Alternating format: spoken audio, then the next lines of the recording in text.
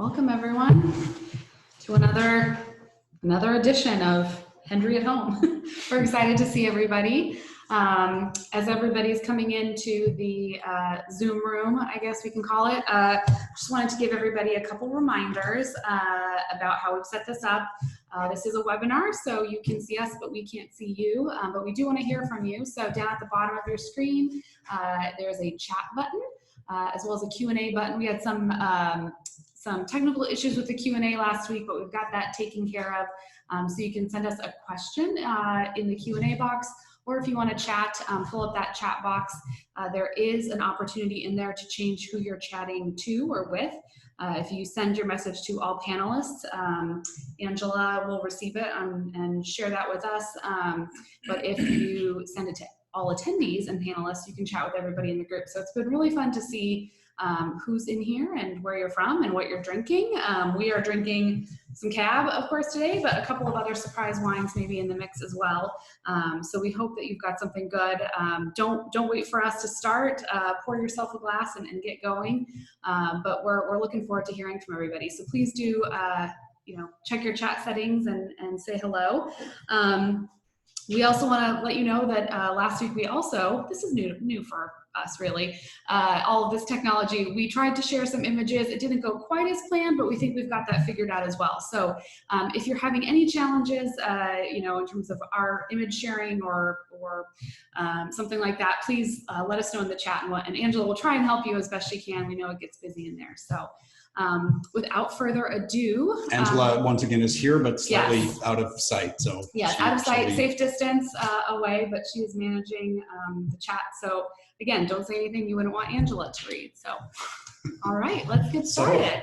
Yeah, and today this term, Megan and I have been sort of going back and forth all week about the range of this topic, but I mean, mostly we're here to talk about wine and the way it ages and why that can be fun in the general perspective. But we're doing that with two Cabernets, and that leads us to a lot of interesting topics with Cabernet. So, in the last 20 years or so, Napa has really undergone a massive transformation, and Cabernet Sauvignon has also undergone a massive transformation in ways that we'll talk about. But I had sort of an epiphany several years ago when I was actually in Chicago waiting to speak to our distributor, the sales team from our distributor there, and in their waiting room they had a collection of old wine spectators, and I sort of picked one up off the top of the stack, and it was a 1999 edition that was reviewing the 96 vintage from Napa. So I feel like 99 is sort of well into what we would consider the modern era of Cabernet for Napa. And in that edition, they had their favorite wines. And then they had a section on the last 20 vintages from Napa and what they thought of those vintages, whether or not, they sort of flavor characteristics and whether or not you should drink or hold these wines. And the 96 was hold, and the 97 was, or the 95, 94, and then so on until you got back to 86 and 87, and they became drink/hold, and then it was drink. So what struck me right then, and I suppose this is obvious, but I hadn't really thought of it in these terms, but at least in 1999, a good Cabernet from Napa was something that you released when it was 3 years old, and you started to drink it when it was 10. And people don't really think about Cabernet like that anymore. We're going to go sort of deeper into those details, but there's been this transformation in wine style. And part of the transformation, I mean, Napa, Cabernet and Napa have really, they sort of, in this transformation of Cabernet, Napa's gone from this sort of rural and rustic place to, an expensive and perhaps occasionally ostentatious kind of place. And this has all happened together. And what's happened in that time, in 1994, I've been digging through a variety of old wine spectators, and there's interesting information there. There's usually top-rated wines. In 1994, the top-rated Napa Cabernets were $35 on average. By 2012, they were $296. So it's almost a factor of 10 there. Grape prices in that time in 1994 went from $1,500 a ton on average for Cabernet to almost $8,000 a ton. Are they in 2019? Are they 8,000 or not quite? Just not just quite. just shy of that. Just 7,800. Yeah. Just under 8,000. Interestingly, in the early 90s, Cabernet and Chardonnay were essentially worth the same thing. Now, on average, Chardonnay is worth about $3,000 a ton, and Cabernet is worth $8,000. Land prices in that time, a good, and I'm quoting the Napa County tax assessor here because these numbers sound unbelievable otherwise, but in 1994, a good acre of vineyard in Napa was worth about $15,000. And in 2006, it was worth $250,000. It's mind-boggling. Yeah. Yeah. And in terms of Cabernet acreage, it also went from a little over 10,000 to upwards of 24,000. So these are big changes. And this is sort of when Napa, blew up in a fashion, and it was Cabernet that was sort of step in step with this. Yeah. I think that the transformation and the way I would sort of describe it, Cabernets were sort of expected. This is an old wine, I essentially think it was a textbook from UC Davis. It was written by Maynard Amarine, who was one of the early and very influential professors there. But if you look at Cabernet and descriptions of Cabernet in this book, it basically says you expect Cabernet to have vegetal characteristics, green olive, bell pepper, and really sort of firm tannins. Yeah.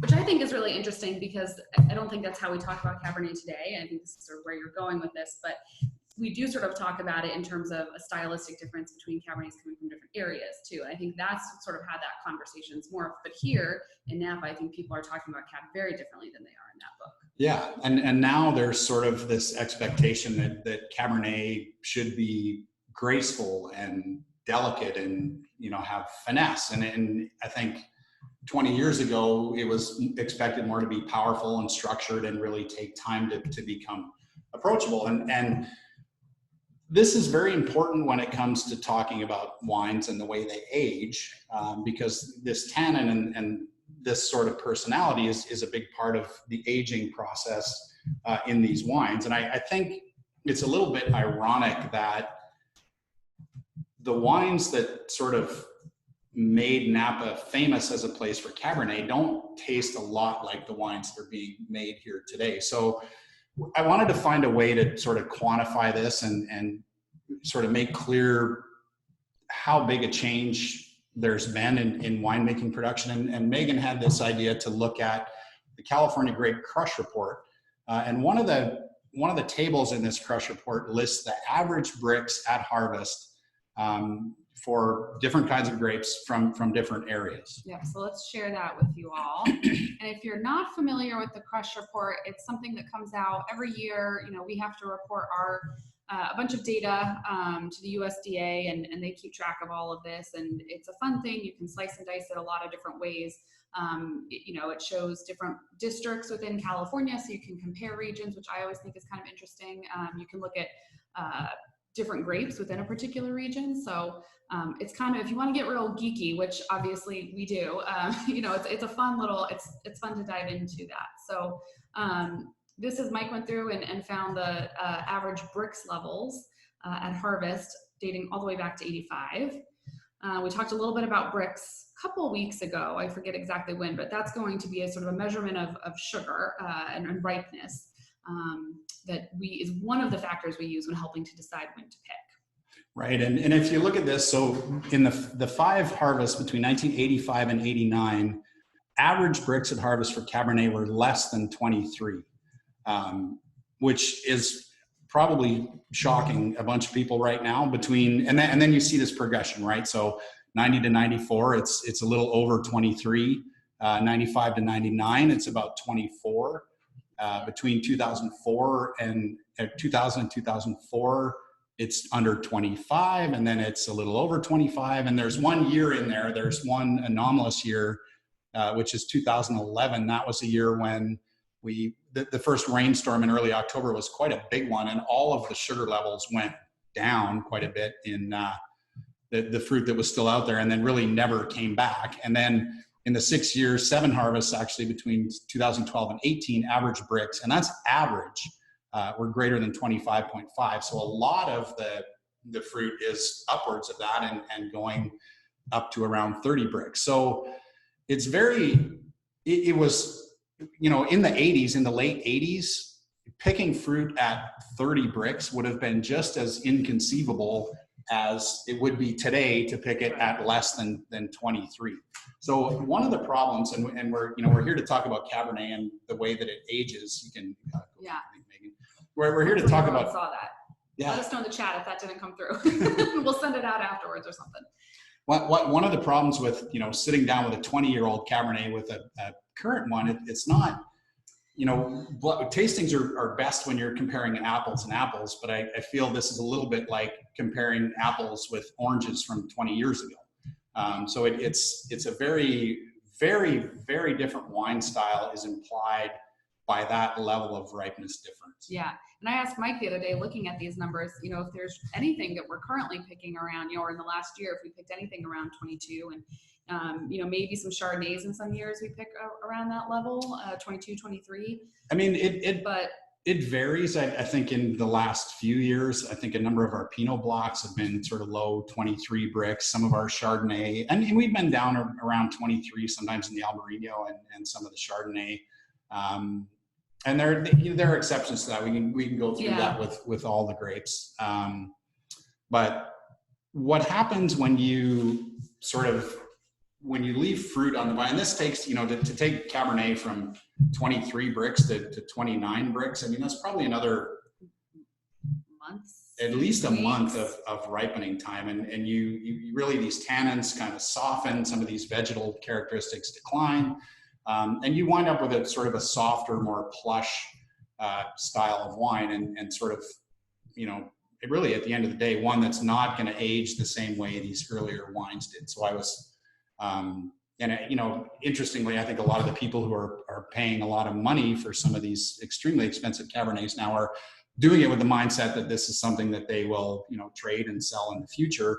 And I really don't think these wines are designed to age the same way that those early Cabernets did. So we still sort of talk about Cabernet in the same terms, but the kind of wine that we're drinking now is quite different.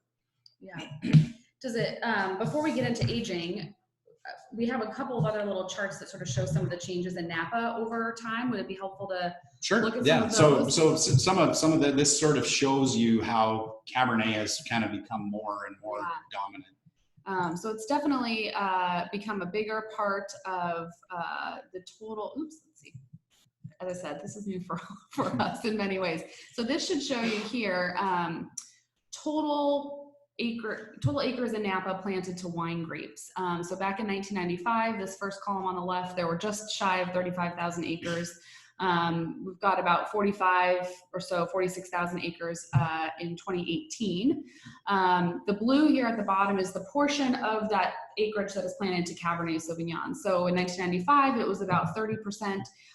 It's pushing about 50% now. And, you know, depending on the source you use, you know, sometimes the numbers are slightly different, but we're looking at sort of 40 to 50% of acreage is now Cab. And one thing we also saw looking back at the data, you know, Mike was talking about this period where Cab kind of took off here in Napa. And you could see that in the numbers in terms of the acres that were being either converted to or people adding acres of Cabernet. So yeah, a very important part of that plot. So you've got green is total Cabernet acreage, and then blue is essentially acres that aren't producing yet. So for a number of those years there, maybe 20% of the Cabernet in successive years was new plantings. So what that means is that a vast amount of this Cabernet that we have now is less than 20 years old, which certainly in the lifespan of I mean, that's not an old vineyard. That's a lot of new, right. A lot of new Cabernet. New Cabernet, and it, I think, does also reflect, you know, people starting to you know, as prices were changing, starting to chase that a little bit, because we do also have Mike talked about how the price of wine has changed, Cabernet in particular. And you This- can see it really just creeping up there. Skyrocketing, more like. This is actually, and these are average wine prices in the Spectator's top wine. So it's a very, that's a specific group. I don't know how that selection varied over the years, but that's just the collection of 20 or 25 that they list as their top rated wines. So it's interesting. And and as you know, and as we've talked about at Hendry, we grow a lot of different kinds of grapes, but I think, and we certainly haven't been 100% on the Cabernet bandwagon, but as a grower here, and as a winery, it's sort of been impossible to not be part of this Cabernet phenomenon at all. And our first Cabernet, and you saw this in the first Hendry label, even in '92. Our first Cabernet was our old Block 8, and Block 8 is a vineyard block that was planted in 1974. It was originally grafted to Zinfandel, and really as Zinfandel sales were declining, George was looking for something else to do. We also mentioned in a previous talk that at that time and in the late 70s and early 80s, our part of the valley was considered too cool to ripen Cabernet. You weren't supposed to be able to do it here, which is funny even when people considered ripe Cabernet 22 bricks. I mean, there's something about that doesn't make sense. But what George did, and I think very smartly, he planted a single row of Cabernet and watched it ripen no problem for a number of years. And then the rest of Block 8 Cabernet was grafted over to the rest of Block 8 was grafted over to Cabernet in the mid 1980s. And at that time in the 80s, our most important wine customer was Mondavi. Our Zinfandel was going a variety of places, and even at that time was not going to Kent Rosenblum yet. But Cabernet was certainly becoming a newer thing. Chardonnay was becoming important as well. And that 40-acre parcel of vineyard, half of it became Chardonnay and half of it became Cabernet. So we still have, of that original 20 acres of Cabernet, we still have almost 12 of those from the 75 plantings. But in newer vineyard development, I can't remember if one of the important steps for us in 1994, George bought the adjoining property to the south of us. Yeah, and we had a bunch of new Cabernet plantings there. So while our first Cabernet wines were Block 8, as these newer blocks became mature and producing and high quality, we started to include them into our Hendry bottling. And that's which blocks we include is not always consistent. There are years where we like some more than others. And we do list all of the potential options on the back. We have a variety of clones of Cabernet. We talked about clones with Zinfandel. I don't feel like clonal variation in Cabernet is as important as it is in some of the other grapes we grow. We do know that Cabernet is a younger grape and less, there's less potential for the sort of genetic mutation that creates meaningful clones. Right. Yeah, I think clones, people really get into clones with Pinot, Chardonnay, some of those like older grapes. Yeah. Well, should we talk about these two wines? Yeah. All right. Or I guess we can talk about these and sort of, I think as Mike said at the beginning, part of our thinking in choosing these wines to discuss is to be able to talk about aging, because that is something that comes up people ask that question all the time. And I think, as always with these sorts of things, it's important to caveat it that wine is very personal, right? So we all have different preferences about, what we like in terms of older wines, younger wines. But I think this is Cab is the sort of the poster child for an age-worthy wine, so to speak, right? And Mike's talked a little bit about why that may not always be the case, but let's talk a little bit about aging. Yeah, and so, I think one of the components that people talk about when it comes to aging is certainly the tannin, and some of the more tannic grapes, Nebbiolo and Barolos are famous for this. Cabernet also can be famous for this, at least in its more tannic version, I suppose. One of the things that happens is there's an evolution of these tannins, and they tend to soften. There are other sort of marked aromatic changes that take place. And while, you know, we're talking about Cabernet and the way it ages and tannic wines, there are wines that, I mean, there are Madeiras that are dry wines. There are Rieslings that, you know, age well and evolve a completely different set of aromatics. They're even, you know, I think we can include in this category things like port. That there's, you know, a time when some of these wines, they sort of smell like peanut brittle, which can, you know, be delicious aromatically, but it doesn't really have much connection to the grapes that it began with. So wine can age in a lot of different ways, and it's this evolution of the aromatics, and also the anthocyanins, or the color compounds. You know, color tends to change in wine. The tannins also, and the anthocyanins form clumps and groups. And one of the things that you really expect in older red wines is some sediment. And this is part of the natural process, and may sort of be necessary. One of the reasons that these tannins soften is that you get these colloidal chunks of tannins and anthocyanins that eventually become so big that they sort of settle and drop out. So oxidation has a lot to do with aromatic changes and sort of this accumulation and reaction of molecules within the wine that depends on the level of sulfites that you start with. It depends on the temperature with which the wine's stored, and, you know, warmer temperatures tend to accelerate those reactions. All these things take place. And what is debatable, I mean, the chemistry happens. What is debatable is what you like best. And we're, you know, we've talked some about this. One of the things that goes away quickest, if you have a wine and really what you enjoy most about it is the sort of pleasant, fresh fruit, and, you know, then that's one that you should, I think, drink earlier, because often if that's all that's there when that fresh fruit disappears, there's not much left. There are also, and you know, looking back at some of our Cabernets, I feel like there are some years where some aging was really necessary. I feel like some of the wines, 2002 and 3 Cabernets were like this, 2006 to an extent. I felt like they needed time for those tannins to soften and really sort of make a better balanced wine. There are other years, and I put 2005 in this category, that they started off with a better balance, and they've maintained a nice balance as they age. So, you know, for that, aging is a little maybe less necessary, but can also do interesting things. Yeah. So I think if we were to sum it up, you know, there's a lot of really complex things happening as wine ages, right?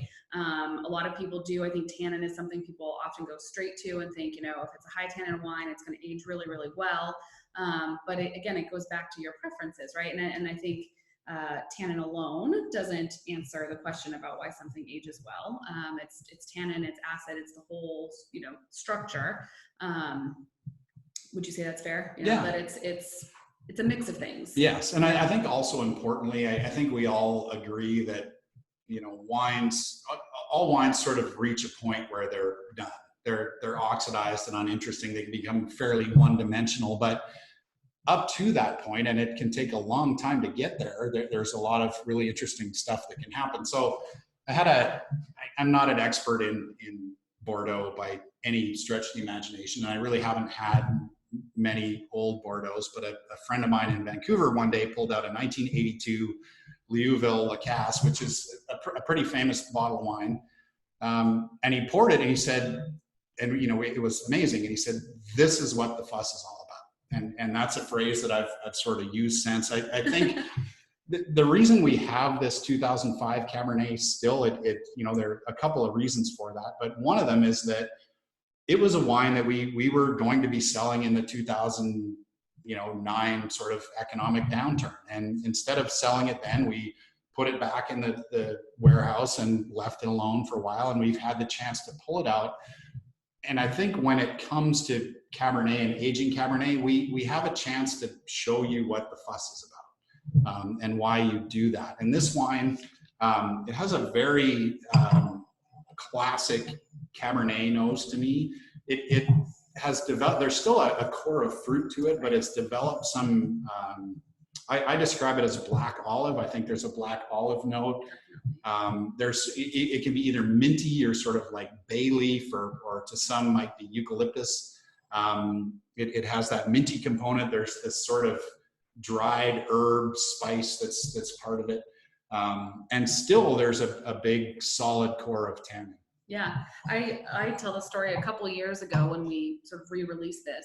Mike set up a blind tasting for a bunch of us. We didn't know what the wine was. We didn't know if it was a Hendry wine, what the grape was, what the year was. It's totally and completely blind, which, as we've discussed in the past, can be a very humbling experience.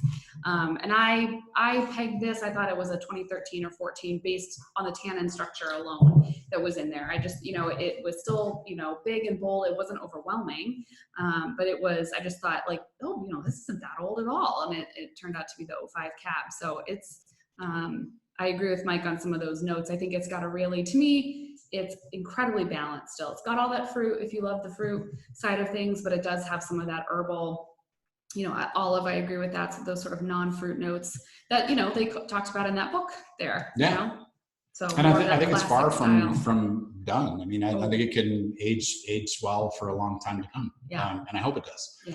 And there's sort of, I feel like there's a fairly massive contrast with the 2015 here too. I think the 2015, even at this point in its life, is lighter in terms of tannic structure, and it's very expressive in terms of fruit. I mean, it has a very kind of, there's very little of any of these sort of herbaceous notes. And it's very, it's sort of yummy, and more so than I think our Cabernet typically is. 2015 was a very interesting year. This, in terms of, in one of our previous talks, we talked about the interval between when the grapevines bloom and when we pick. We call that the bloom to harvest interval. And for us with Cabernet, on average, that's a little over 130 days. In 2015, I think this was 117 days. So, but it's about 2.5 weeks less than the 2005 was. And that's really unusual. So 2015 had one of our shortest bloom to harvest intervals. And one of the reasons for that was that early on in September, when the Cabernet wasn't really what we thought of as ripe, it got really hot and it stayed that way. So throughout the vineyard, we had a lot of, really the vines were losing their leaves, the fruit was dehydrating. We're not really able to irrigate at that time of year. We've got a little water to use, but not much. So there was a lot that needed to be picked all at once. And by the time we got to some of the Cabernet, it was, at least in terms of Brix levels, was much higher than we typically pick it. But in terms of the flavor development that goes along with an extended bloom to harvest, you still have these less ripe sort of berry fruit flavors. So it's an interesting contrast in wine style that happened because of that weather. It was less of a sort of a deliberate strategy for us and more of a reflection of that particular harvest, I think. Right. Which, harkening back to our conversation last week about climate, I think is a really interesting example of how, one data point doesn't really tell a story, right? Looking at that number and making assumptions about what that means in terms of how the fruit was able to ripen really doesn't hold up when you think about, well, why it was shortened and the fact that you had this heat wave and all of that. So I think that's really interesting to me. Yeah. Yeah. And it's interesting too to taste these two wines with people. There are very strong preferences for one or the other. And this, again, I think again is a reflection of the range of what people expect from Cabernet and want from Cabernet. There's quite a variation. Yeah. And if you are interested in older wines, we've thrown up a couple, or older cabs in particular. We do have the 05. We've had that for, as I said, last year. So we re-released that. But we've also put up on the wine store today, we've got some 07, some 09, and some 2010. So if you're interested in trying any of those, we've got them available. Mike was more familiar with a couple of those. I hadn't had a chance to try some of those recently. So I opened up the 2010, which is here in my middle glass. I've got 05, 10, and 15.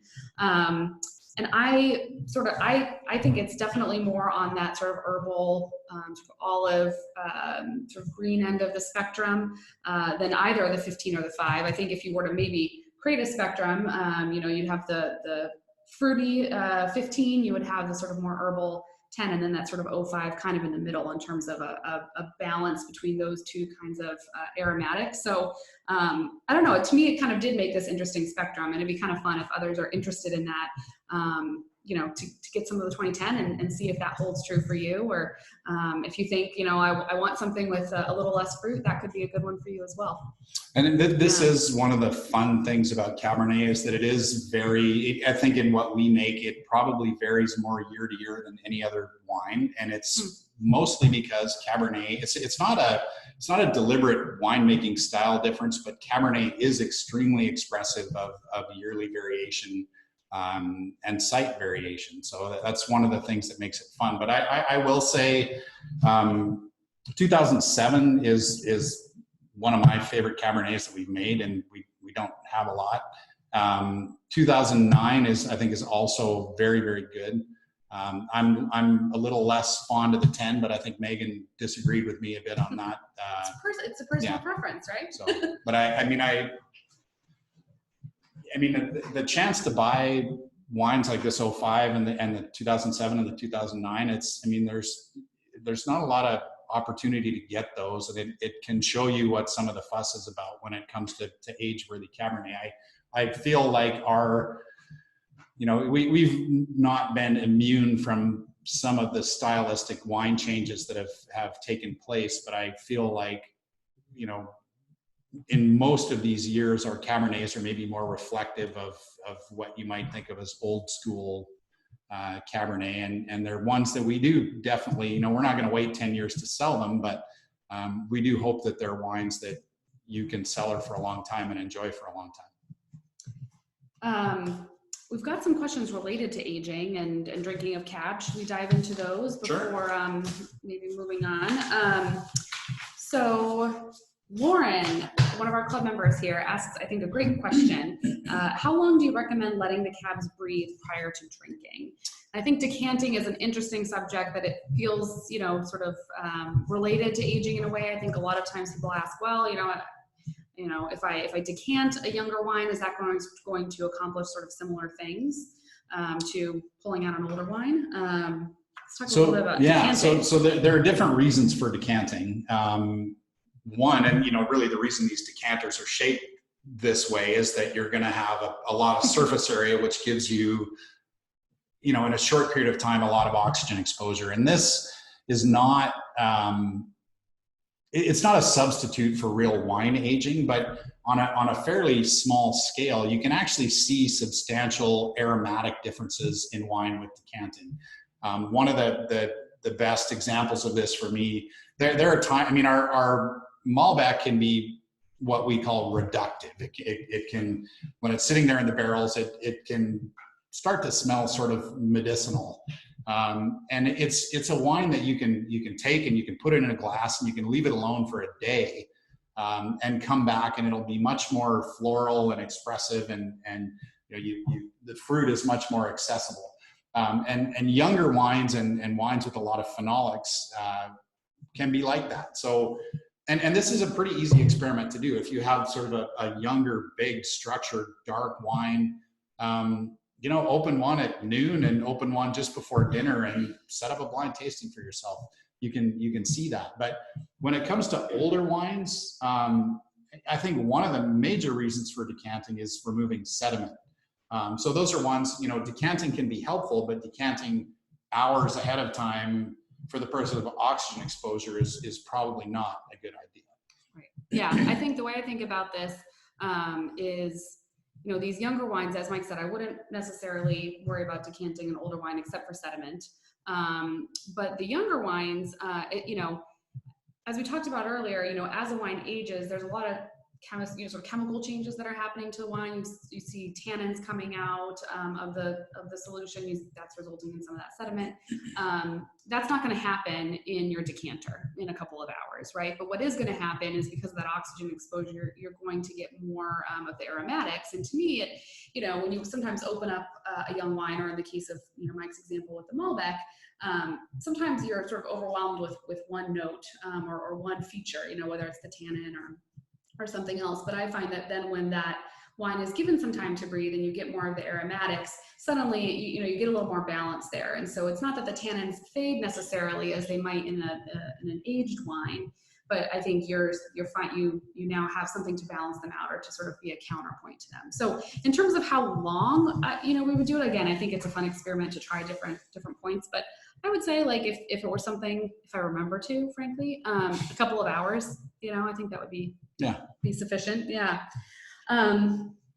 Yeah, sure. That's so. There's a question here that says, why has Cabernet style changed so much? And this sort of takes me, when you watch a movie and it's scrolling through, and there's this little thing that comes up and says the opinions expressed by the people in this are not necessarily reflective of the winery. But I have some opinions, and I think when you talk about Cabernet and these, I think honestly for most people, if we talk about this more austere style of Cabernet from the 80s, I really think most people today wouldn't like them. So I felt like that kind of Cabernet, it's the sort of wine that takes time and patience, and you have to cellar it, and it's sort of a wine geek's wine. And one of the problems has become when you take Napa and you make half of it Cabernet, there aren't enough wine geeks out there to sell that to.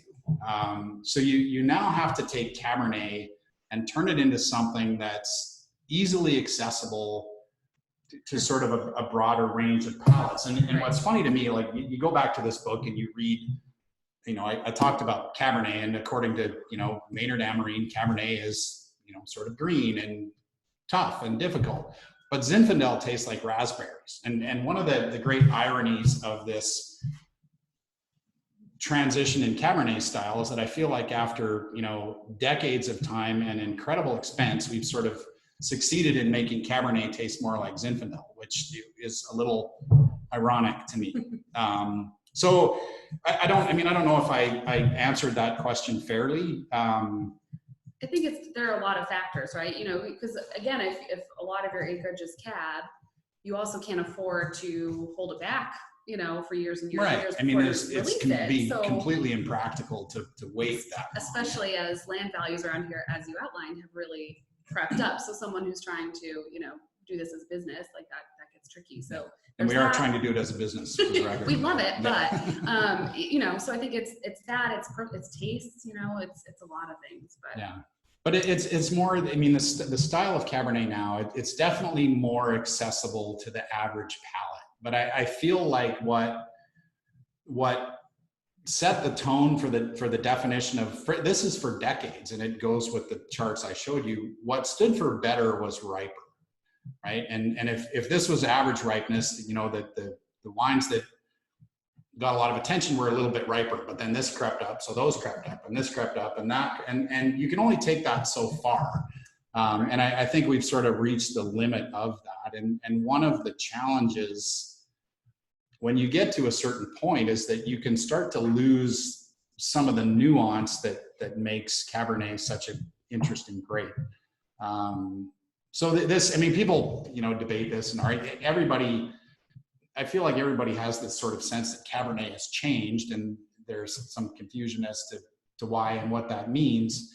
But it's the story of that and how that parallels what's happened in Napa, to me, is really fascinating. And it's not, I think Cabernet, the changes we're talking about in terms of wine style are more dramatic for Cabernet than they are for any other grape that I can think of. Of all these other grapes, I can think of stylistic changes, but I can't think of any that are as great as has happened with Cabernet. Yeah, it's a good idea to look at those Brix numbers, huh? Yeah, it was a good idea. Yeah, so what I did, and I enlisted my brother to help me with this, but I looked at all these old reviews for decades, and what I wanted to look for was a change, a very specific change in the language that was used to describe the best wines. And there were some trends that were very interesting. Elegant became a more important phrase as time went on, and concentrated became less important. But it wasn't the dramatic sort of picture that I was hoping for. But I think, if you know a little bit about grapes and grape physiology, that plot that shows average Brix levels is an incredibly dramatic indication of that change. So someone asked, related to that, is there a preferred sugar level? Well, and also an interesting topic. I mean, there are people who are going to sugar. It turns out sugar, when the fermentation starts, what's really going to determine final alcohol is the sugar level you've got, right? So you or determine final alcohol plus some residual sugar.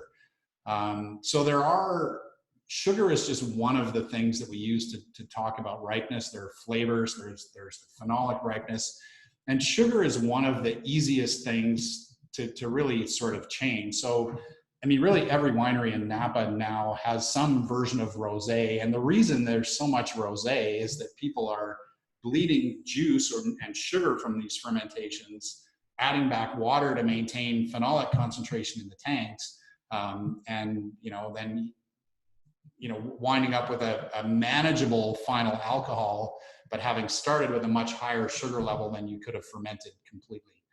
And there are other, people filter alcohol out of wines. I mean, we've done that a couple times over the years when we felt like a wine has been really out of balance. It's something we, try to avoid, but it has happened. But filtration of alcohol is something that happens a lot. You can, you start with a wine and remove alcohol.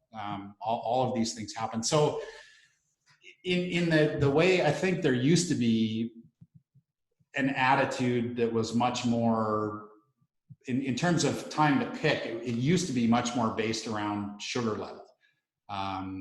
Now, notions of phenolic ripeness are maybe more important. The phenols are harder to modify, and what used to be much more normal back in the 80s and early 90s, you would tend to pick at a lower sugar level, but have these more austere and astringent tannins, and egg white fining was normal. So you would add egg whites to these wine barrels, and the proteins in the egg whites bind to the tannins and physically strip that out of the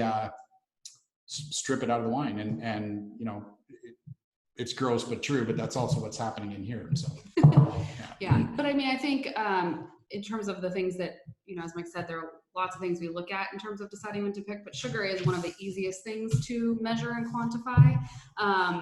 But I think the 2015 is a good example where what happened with the phenolics in that fruit was different than in other years, right? Because of that heat wave. But theoretically, you could find fruit at the same sugar levels, right? But what's happening on all of these other factors is different, right? Like those wouldn't necessarily track. So I think it's an easy thing for us to look at, but it definitely doesn't tell the whole picture, because you could have really high sugar levels and some of this other stuff could be behind where you want it, or vice versa.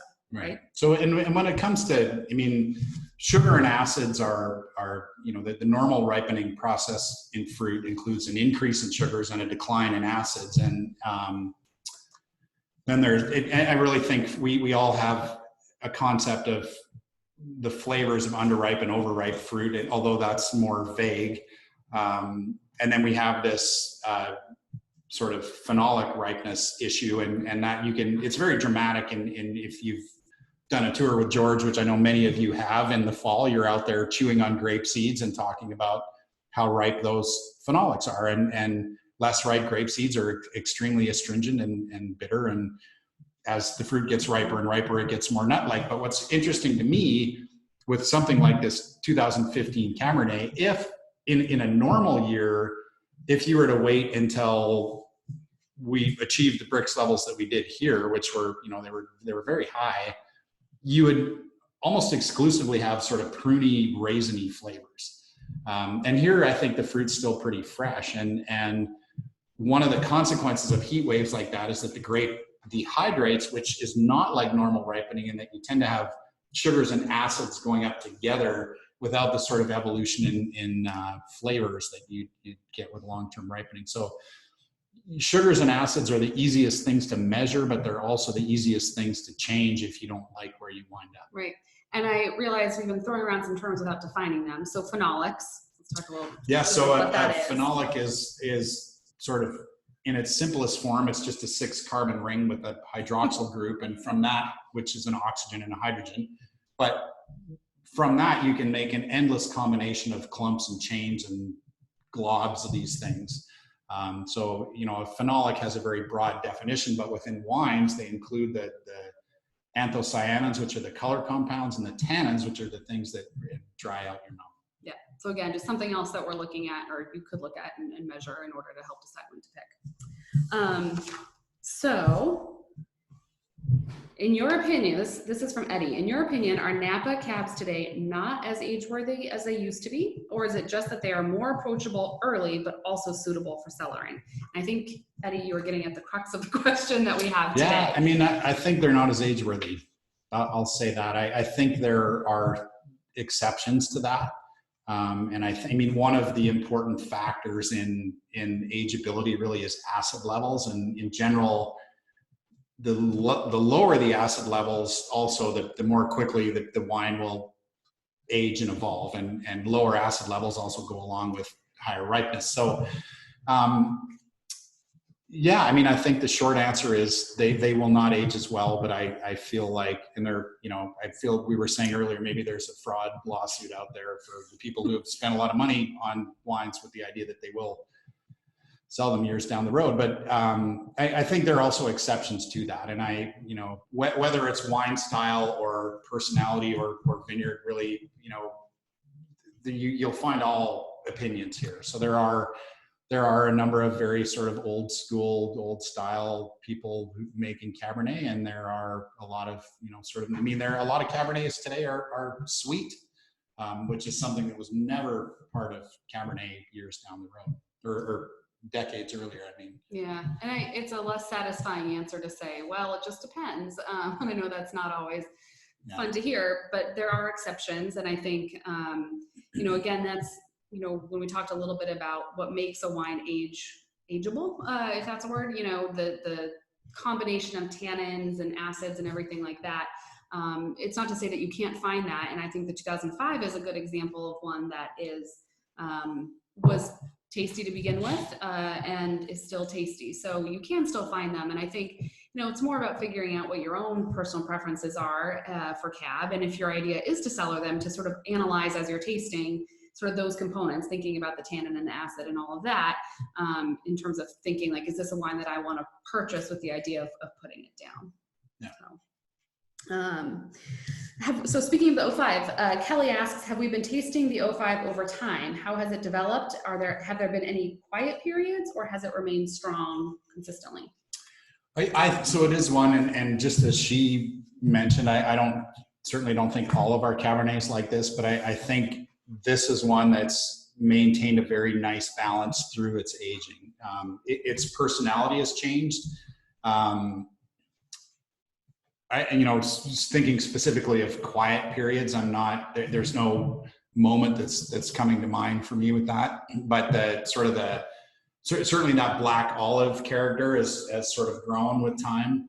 And then the fresh kind of red fruit stuff has decreased a little bit. So that the balance has shifted, more from fruit to some of the more savory kinds of characters.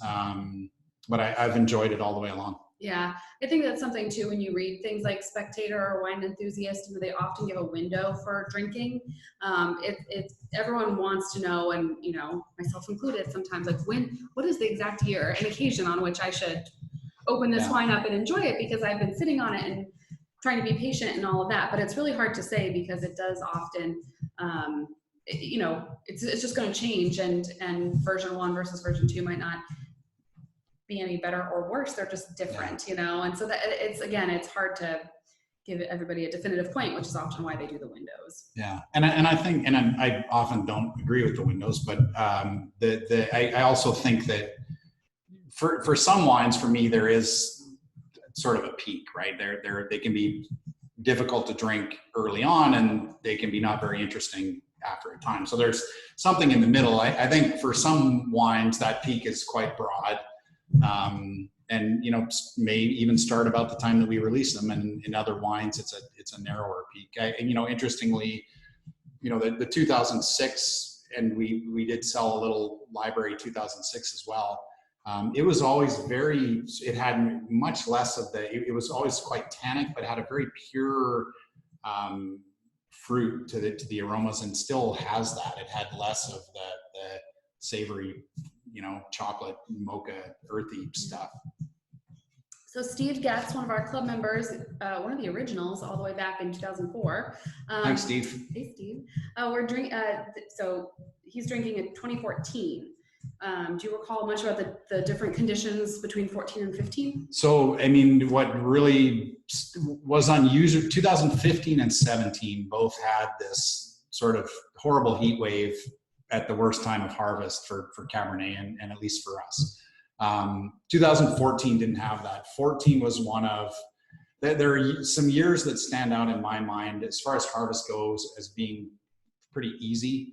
And there are ones that have sort of warm but consistent temperatures through the harvest season. It makes it easy to go. You watch the flavors and the phenolics and the acids and the sugars, and they tend to reach the point you want at the same time. And 2014 was kind of like that for me. I 12 and 14, 18 was kind of like this. They were, and we have so many different grapes that I feel like good harvest, bad harvest is always a difficult judgment, because I think in some years the weather benefits some grapes and not others. But everything, right? Yeah, but some of those years, I think across the board, I was pretty happy with stuff, and 2014 was one of those. 2015, I was super happy when it was over. Yeah. All right. Do we have any other questions, Ange? We've got a fun one to wrap up. So what is your favorite wine style, Megan and Mike? It's a tough one. It is a tough one, but I like wines with personality. I mean, if they're, and this can be a bunch of different wines, but if it's just sort of something that's gulpable, that's pleasant, but it's not very interesting for long. So if personality makes sense, that might be tannin, that might be structure, that might be sort of an unusual range of aromas and flavors, but I like them to be a little difficult. Maybe I appreciate some personality. Yeah, and I think, as you said, it depends. There are times where you do want more of a sipper and, something that's not maybe as difficult or challenging. In terms of my favorite style, what's been fun for me in tasting some of these older Cabernets is I think of myself as someone who doesn't love a lot of tannins, but tannin can be different, depending on the age of the wine and just year to year. Do we have a wine opener? So I had, just with the minute or two that we have left, and while we're talking about aging wines, I have thank you. There we go. See, there's Ange. I have a bottle of 1999 Block 28 Zinfandel, and this is not an accidental selection. I've had a few of these that I think are really amazing. If you look at the drinking window of every Zinfandel in every magazine, it will not include 21 years, 22, 21, 22, 21 years. But I mean, they can be amazing. So I want to try this quickly before we go. We've got a couple of minutes left. Oh yeah. It will, like the Cabernet, there'll be a bunch of sediment in here. Someone did ask, what is the sediment in your wine bottle or your glass? And again, that's the reason why we would maybe recommend decanting an older Cabernet is just to get rid of some of that sediment. It's not bad. It's not going to hurt you. That sediment in the 05 Cabernet, it's two things. One is this sort of clumping of the phenolics and the settling of the conglomerations of anthocyanins and tannins. The other is tartrates, and the most abundant acid in grapes and wine is tartaric acid, and tartaric acid, that's a lot of sediment. I don't know if you can see that, but I could borrow one of these cards and sort of show you there. There's a lot of gunk. But when tartaric acid molecules clump together with a potassium ion in the middle, they start to form crystals, and that's what tartrates are. But not a bad thing. Totally normal. It happens as a wine ages. So people sometimes wonder, what is this? Is this weird? Is this bad? It's not. It's good. So here we are with a 99 Block 28. And it still has this very, to me, classic Block 28, which we talked about a little bit. There's this dark fruit. There's this anise, this sort of licorice character, and it should still have some nice firm tannins as well.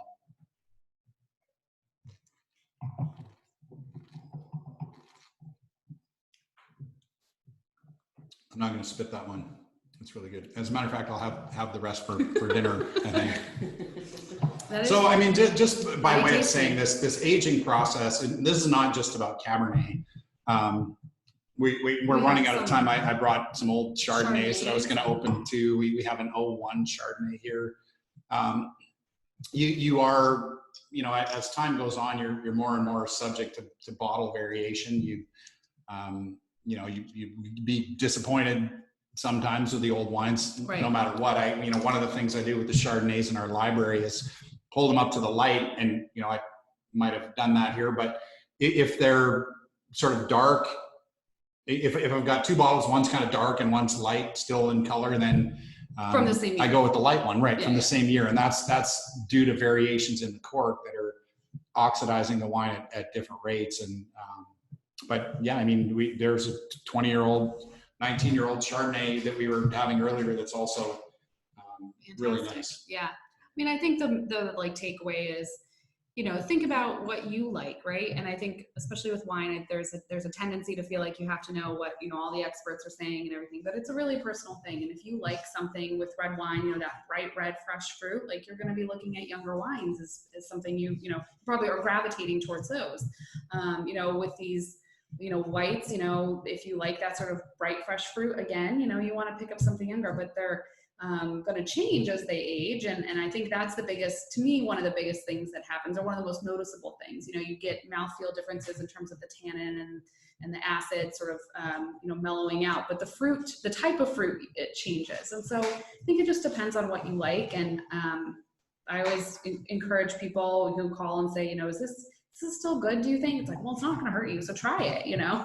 And maybe it's fantastic, maybe it's not, but you won't really know unless you try. But I think it's definitely fun to try aging things that you might not think about aging, like Cabernet. So we have a couple of housekeeping things we want to wrap up with. As always, people on the chat have been sharing what they're pairing their Cabernets with. So let's see if we can get some dinner ideas here. So Lauren Almond is having spaghetti and meatballs, which is just classic, can't go wrong. Emily Isaacs is doing ribeyes. That's a good classic. Friday night project. I know the Stolls are doing ribeyes as well. Oh, and Kathy. That sounds delicious. Oh, and happy anniversary to the Stolls. Yeah. Yes. And the Kramers. And the Kramers. Oh. And the Kramers, okay. And I know that we've got a club member on. We've got some birthdays as well. So Victoria Black, happy birthday. We're glad that we can celebrate with you. So that's been one of the fun things about this is we're hearing, you know, from so many people about all the ways that they're celebrating virtually, which never thought it would happen, but now we can do it. So we're glad to be a part of the celebrations. Anne is having blue cheese and crackers. Blue cheese I love, so that's a good one. Manchego cheese, that's what Steve's doing, also classic. Oh, and someone else, this is the benefit of quarantine. You have time for things. So Nicole is doing sous vide burgers with caramelized onions. Wow. So I think we're learning that we're going to have like a big potluck with all of our Hendry club members when this whole thing is over, because people have some really good food pairings. So thank you guys again. We've loved doing these.